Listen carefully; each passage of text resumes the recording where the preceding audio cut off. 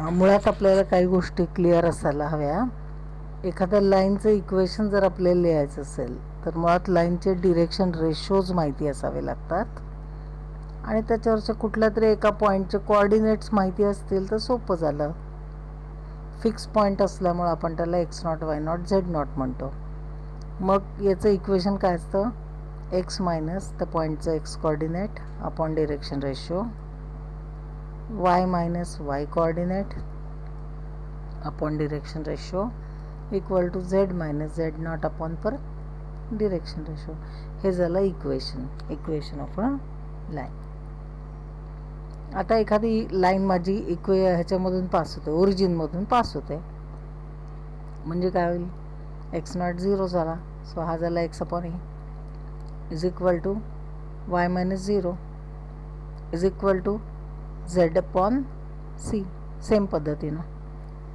आणि आता जर ती लाईन तिन्ही कोऑर्डिनेट ॲक्सेसशी सेम अँगल करत असेल तर ए बी सी सेम होतील. म्हणजे a equal to b equal to c असल्यामुळे तिन्ही कटले आणि त्याचं इक्वेशन काय तयार झालं? X is equal to y equal to z. All right. मग आता आपलं हे जे गणित आहे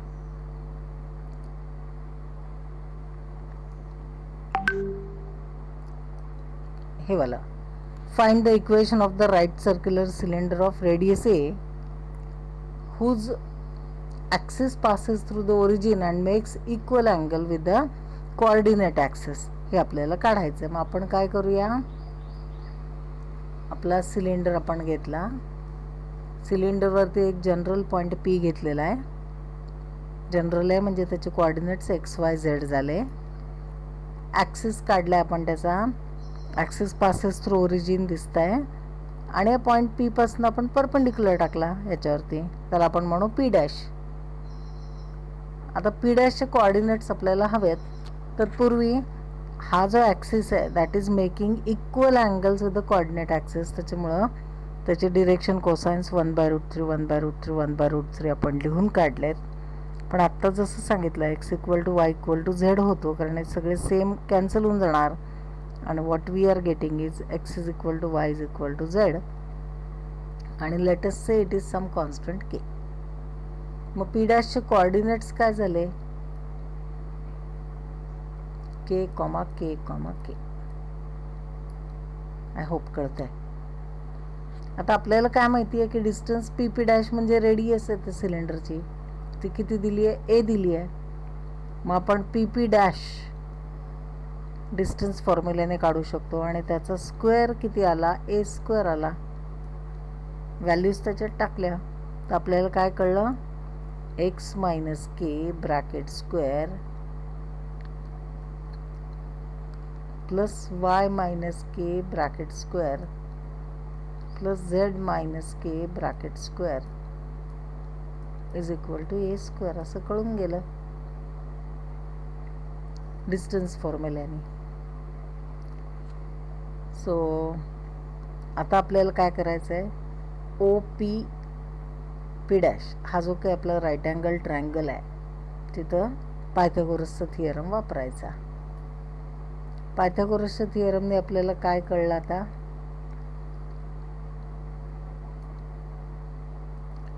ओ P square is equal to O P dash square plus P P dash square. यात फक्त व्हॅल्यूज टाकायच्यात आपल्याला.